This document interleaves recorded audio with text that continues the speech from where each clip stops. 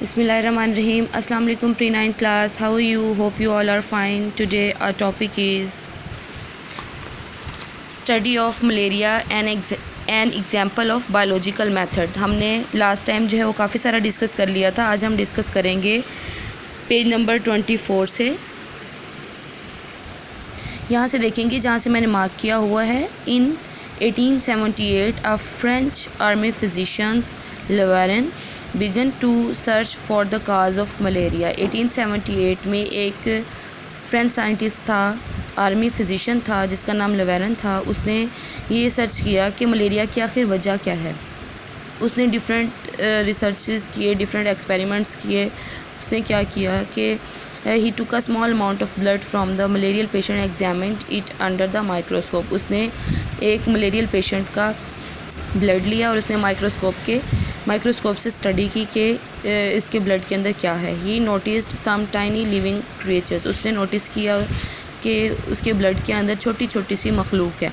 His discovered was not believed by other scientist. उसकी जो दरियाफ्त थी वो दूसरे साइंटिस्ट जो है वो यकीन नहीं करते थे. 2 years later another physician saw the same creatures in the blood of the another malarial patient. 2 साल बाद और फिजिशियन ने सेम वही क्रिएचर देखी मलेरिया के पेशेंट के ब्लड के अंदर. 3 years after the second discovery the same creatures were observed for the third time. 3 साल बाद फिर वही दरियाफ्त देखी, वही मखलूक देखी गई मलेरिया के पेशेंट के ब्लड के अंदर. तीसरी दफ़ा the organism was given name Plasmodium. उस ऑर्गेनिज़म जो कि मलेरिया के ब्लड के अंदर देखा गया था, वो क्रिएचर जो कि मलेरियल पेशेंट के ब्लड में देखी गई थी, उसको नाम दे दिया गया प्लाज्मोडियम का.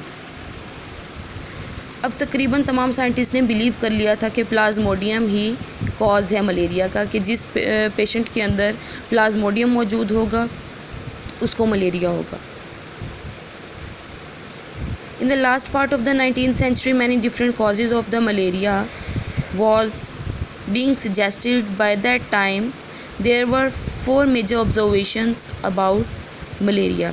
तो तकरीबन 4 ऑब्जर्वेशन देखी गई मलेरिया की. तो वो कौन कौन सी ऑब्जर्वेशंस हैं, कौन कौन से मुशाहिदात हैं. Number 1, malaria and the marshy areas have some relation. Malaria और दलदली इलाके का कोई ना कोई ताल्लुक़ है. Quinine is an effective drug for treating malaria. कुनीन जो है वो बहुत मौसर दवा है मलेरिया के इलाज के लिए. Drinking the water of marshes doesn't cause the malaria. दलदल का पानी पीने से मलेरिया नहीं होता. Plasmodium is seen in the blood of the malarial patient. Plasmodium जो है मलेरिया के पेशेंट के अंदर देखा गया है. तो ये 4 मेजर ऑब्जर्वेशंस थी जो कि मलेरिया के बारे में सामने आई. नेक्स्ट देखेंगे, we know that the scientist uses whatever information observation he has and make one or more hypothesis.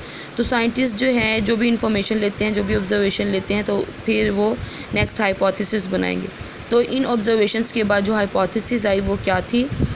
The hypothesis made in this case was Plasmodium is the cause of malaria. के जो हतमी बात आई उसमें क्या था कि Plasmodium ही malaria की वजह है. मतलब जो भी मलेरियल पेशेंट होता था उसके ब्लड को देखा जाता था, माइक्रोस्कोप के ज़रिए चेक किया जाता था, तो उसमें जो क्रिएचर नज़र आती थी उसको प्लाज्मोडियम का नाम दिया गया. तो सब मलेरियल पेशेंट के अंदर जो है वो प्लाज्मोडियम मौजूद होता था. तो फिर क्या हाइपोथेसिस बनाया गया कि Plasmodium is the cause of malaria, कि प्लाज्मोडियम ही मलेरिया की वजह है. नेक्स्ट फिर डिडक्शन है. डिडक्शन क्या है. लॉजिकल नताइज जो है वो सामने आते हैं. डिडक्शंस में लॉजिकल नताइज बताए जाते हैं. तो लॉजिकल नताइज क्या था. If plasmodium is the cause of malaria, अगर प्लाज्मोडियम ही मलेरिया की वजह है, then all person ill with the malaria should have plasmodium in their blood. तो अगर प्लाज्मोडियम ही मलेरिया की वजह है तो तमाम जो मलेरियल पेशेंट हैं सबके ब्लड के अंदर प्लाज्मोडियम मौजूद होना चाहिए. तो ये डिडक्शंस है. ठीक है, लॉजिकल नताइज डिडक्शन को कहते हैं. हमने पहले डिस्कस कर लिया कि सबसे पहले जब भी कोई लॉ बनाया जाता है तो सबसे पहले सबसे पहले ऑब्जर्वेशन की जाती है, ठीक है, उसके बाद फिर ऑब्जर्वेशन के बाद हाइपोथेसिस, फिर डिडक्शन किए जाते हैं, ठीक है, तो उसके बाद फिर एक्सपेरिमेंट किए जाते हैं। तो इस तरह से लॉ बनता है या प्रिंसिपल बनता है।